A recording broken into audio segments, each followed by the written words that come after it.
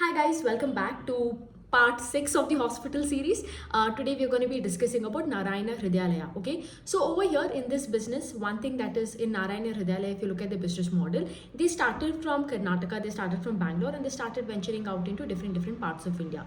Even as of now, if you see, they have 36% of the business, or 36% of the revenue coming from Karnataka region. Okay, now when you talk about Narayana Hrudayalaya, right, there are two parts of the business, right? One is the Indian business and the other is the international business. When you talk about the Indian business, there are multiple moving parts over here. They have their own hospital, they have the other operating hospitals, they have dialysis centers and heart centers. When you talk about these heart centers, they are like a block, or they're like a hospital over there where they cater specifically only to cardiological treatment. And in fact, this is what they're known for. They're very much known for, especially if you're from Karnataka, if you're from Bangalore. I think everybody is familiar with Narayana Hrudayalaya because you get the most affordable heart treatments over there get done. In fact, the name Narayana Hrudayalaya, Hrudaya means heart in Kannada, so that's what it is. Now when you talk about the second part of the business is the international part. Okay, so the international part, as you remember, a few years ago they went to Cayman Island.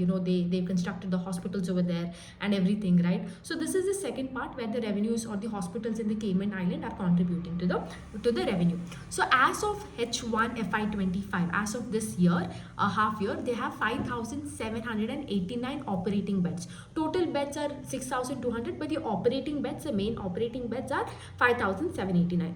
Now coming to the numbers, let's talk first, and the foremost thing is the sales, right? And the sales hardly grew by 7.6%. It's a very mediocre number, you can tell, because when you compare even with the large hospitals that is there, such as Apollo grew by like a 15%, right, on a console basis. If you look at Max has Max, which is at a like 3 times more market cap than that of Narayana Hrudayalaya, grew by 25%, right? So it's been growing at such a large base. At such a large base, it has been growing at 25%, whereas over here Narayana is hardly growing at 6%, right? And if you look at the PAT has also been down by 12%, right? Now one of the reasons over here, if you look at their sales, right, it is the, I would say, over a year we are seeing like a single digit muted kind of growth. Now what is the reason for this? Like I told you, there are two parts. One is the Indian operation and the other one is your international, that is the Cayman Island. Okay, in the Indian operations, if you see, most of their beds, most of the hospitals that are there, let's say there is hospital in your T1 cities such as Bangalore, and then there is hospital in your T2 like such as Mysore and Raipur and all these places, right? So over here, if you look at the occupancy of all these hospitals are literally at now 65 to 70%, right? So already it's trading at like a high occupancy level. So of course there is not a lot of room for growth over here with these hospitals. Okay, that is one thing. Yeah, and even if you look over here, the occupancy, like I told you, right, in Indian hospitals, it's not, you do not see a lot of improvement. Second thing, when you look at the RPOB is right now at, even for the Indian operations, RPOB also hardly grew. RPOB is at 64 versus 62,000. So even in terms over here, the case mix, probably they haven't taken a price hike, probably the case mix is still the same. That is why you're seeing even both the most important metrics, occupancy as well as RPOB, which is a volume part, and the volume growth of the business is not happening, right? Like I told you, 62 से 64 हुआ है. So basically the Indian operations, जिसका sales, India operation sales grew by 10%. So most of the sales over here came by increasing the price, or probably a better case mix over here, rather than the occupancy, because occupancy, we do not see a lot of improvement over here. Now second part of the business, like I told you, is a Cayman Island. Now this is a thing, right? Like, see, first of all, the Indian part of the business, there is, like, everybody is trading at like high occupancy. It's becoming difficult now to get growth from there. And the second part of the business, international part of the business, which is a Cayman Island, it is, I think, for the third straight quarter we're seeing a bit of a stagnation. Either it is, once it is, probably we are not seeing that much of a walk-in due to monsoon. The second time it is probably a hurricane. Like for example, this time, yeah, the dog has to bark every time when I make a video, like the entire day it doesn't bark, right? So anyways, in Q2 this time, in that place, there was a hurricane which stopped there was unproductiveness in work for 10 days, right? And as a result, you saw that the occupancy dropped, right? In fact, the management also told, the Q2 was very muted for them in terms of occupancy, and they didn't give the exact number over here, and also they told they were not happy with the performance. And the RPOB also over here, RPOB is also not that, like, like, as you would like to see. ARPOB also over here is down by 6.6% for the Cayman Island, okay. So over here you see, right, the Indian operations, not, it's there is no room for improvement. As well as in the Cayman Island, if you see, in Cayman Island also, it has been stagnating. The push that you need, that you were expecting to get from Cayman Island, you're not able to get, right? So that is the thing. And when you talk about hospital, like I told you, you need both. You need the growth in the existing quarters, and you need the capex to happen, so that you can see the visibility of growth for the upcoming quarters. Even in terms of capex also over here, I would say Narayana Hrudayalaya is doing relatively less capex compared to the other players in this space, right? Like you have Yatharth, that is doubling the bed capacity. You have Jupiter, you have even Global Medicare, which is targeting to increase the bed capacity. All the small players are targeting to increase the bed capacity, either double it in a span of 3 to 4 years, or or increase it at least by 50%. Now when you talk about Narayana Hrudayalaya capacity expansion, they have one capacity that is going to come up in Cayman already, that is done. But the upcoming that is there in India, they're going to come up with two capacity. One is in Calcutta, in Rajarhat in Calcutta, and the other one is in Bangalore. Both of these are greenfield expansion, so they have to scout for the land, build the hospital. So obviously this is going to take a lot of time. It is going to take 3 to 4 years, 3 to 3.5 years to 4 years.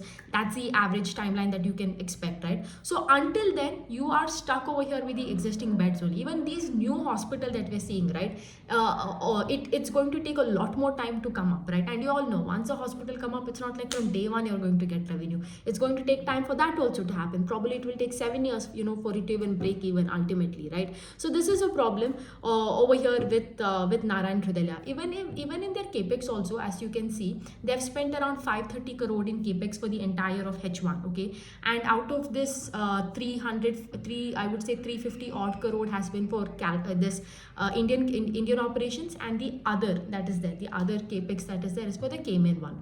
Over here also in Calcutta, like I told, they have bought this land. They're targeting to build 1000 beds, out of which only 350 beds will be done in phase 1, which is in the next 3 to 3.5 years. So overall, when you look like over the span of time, when you look at the timeline of 3 to 5 years, the amount of bed that is coming up for Narayana Hrudayalaya is relatively lower compared to the other players in the space in the same period or in the same time frame, okay. So two things over here: the existing businesses are not really up to the mark, they're either stagnating or there is no room for growth. And the upcoming businesses also, when you look at it, it is taking way longer to get done. Of course, it's the nature of the business, I understand it, but also when you look at the market, it is not about your performance alone. It compares even with its peers. So when you compare it with the peers, right, Narayana Hrudayalaya, like a bed addition is not that great compared in the same time frame, such as Max, Pole, even what is that, GPT, Global Healthcare, all of it, everybody is doing bonker kind of capex. Now along with this, there is an important factor that for Narayana also to consider is, if you look at Max, if you look at Max Healthcare, or if you look at other hospitals, they have increased the pace of growth. They were probably growing at 12-15%, and now they're growing at 25%, okay. It's like Klaska first boy, Klaska last boy has come up to now Klaska first boy, okay. But when you look at Narayana Hrudayalaya, the pace of growth has been coming down. Earlier it used to be a good 25 to 30% growth engine, and now it is hardly like a 7 to 10% growth engine. And nobody in the market likes that pace of growth coming down, right? So that is another major problem with Narayana Hrudayalaya, right? Earlier when you see, I would say, especially in the year 2022 to 2023, in that time frame, when you see even just a year before, you would see that Max and all was growing at a lower rate compared to Narayana Hrudayalaya. And all of a sudden you see that this has been shifted because Max has been doing a lot of acquisition, a lot of capex, and with they're getting a lot of bed capacity, which is inherently increasing their occupancy, and it has become an ulta case for Narayana Hrudayalaya, right? So once upon a time, of course, it was a really good growth engine. It was like a 25 to 30% growth engine,